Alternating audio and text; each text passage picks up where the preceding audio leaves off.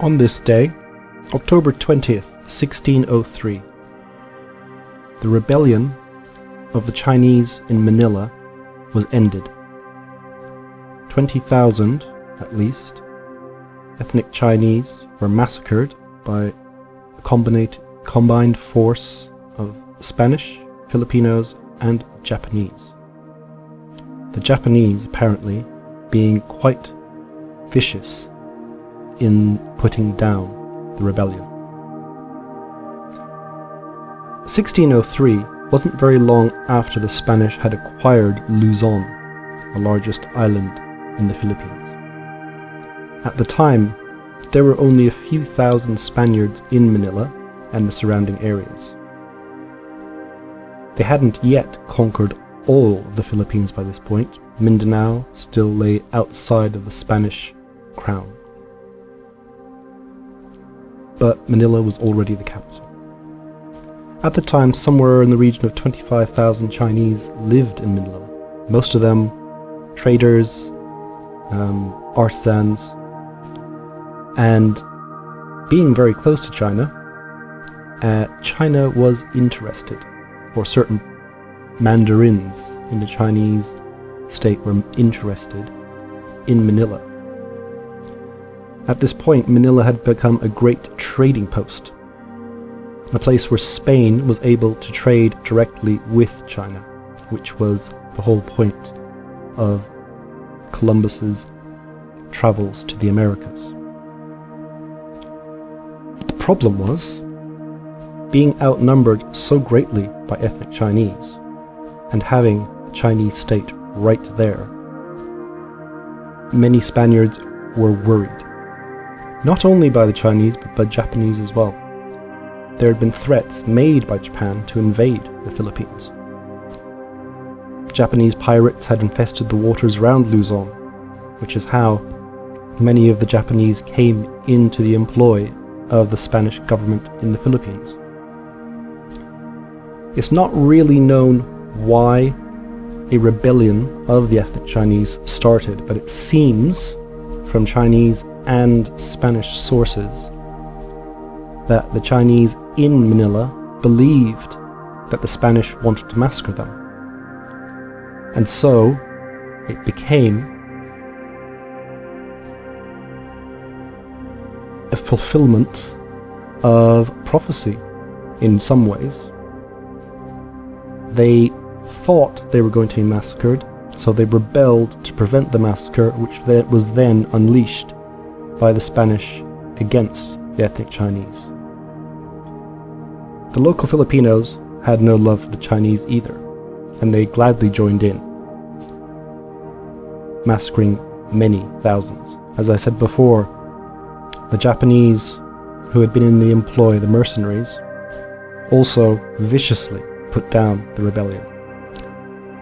It's almost as if the enmity between Japan and China goes back longer than just 70 years.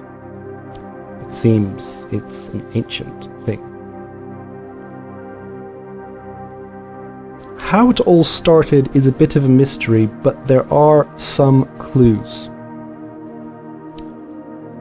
In 1603, there was this episode where 3 mandarins arrived in Manila on a strange voyage, apparently. They wanted to find a mountain of gold with trees that bore gold. Now, many people have said that these mandarins, who were from Fujian province, they weren't connected directly to the emperor. They were provincial level people. It seemed that they might want to conquer the Philippines. They arrived with quite a few junks behind them, Chinese ships of war. So they came with a fleet of about 50 vessels into Manila Harbour, and at this point Manila wasn't very big and there weren't that many Spaniards there. The Spaniards were a bit worried and they thought they were going to incite the local Chinese to rebel so that they could seize the Philippines. Already, Taiwan to the north of the Philippines was still not Chinese at this point. The Dutch and the Spanish were fighting it out. It only became Chinese about 60 years later, 60 years after this. So there's the whole interesting idea. If the Chinese had conquered at this point, at the end of the Chinese Civil War, Taiwan wouldn't have been just Taiwan, or the Republic of China wouldn't have been just Taiwan. It could have included what is now parts of, or all of the Philippine Islands. So perhaps the Republic of China in a different world would be a much larger, much more powerful country, perhaps with hundreds of millions of people living there. But anyway, getting back to this episode, the Mandarins arrived and because in China they consider all Chinese to be Chinese, even if they're outside the country, they came to bring justice to their own people. So they listened to complaints and they gave out judgments of problems and between different traders and marital problems, that sort of thing. They left, but the Spanish were perturbed. They were very worried. At this point, the Chinese settlers in the city, or a portion of the Chinese settlers, not all of them, there was only about 1,500 rebels. About 1,500 of these Chinese got together in a bit of a conspiracy to rise up against the Spanish and take over Manila. Now whether they were told by the Mandarins to do this is all very unsure. But people were thinking that they were, and so at this point the Spanish were suspicious of the Chinese were suspicious of the Spanish, and things got out of control. So, during this month, the various different people on the Chinese side started to organize this conspiracy. They were going to start it on the 1st of November, but at this point it seemed that they were going to be found out. So, on October 3rd, the uprising was scheduled to take place on the last day of November, but they realized that they were going to be found out. So on October 3rd, they began the rebellion. So over the next couple of days, they killed quite a number of Spanish. They left their heads around Manila on spikes. They took control of churches and forts. So it was a proper rebellion. And if there's a proper rebellion, it will invite crackdown. Spanish at first didn't really seem to understand what was going on. But once they did, they began to get these guys who had rebelled. But, as is so often the case, people who aren't involved in this, the Chinese civilians, were going to be killed as well.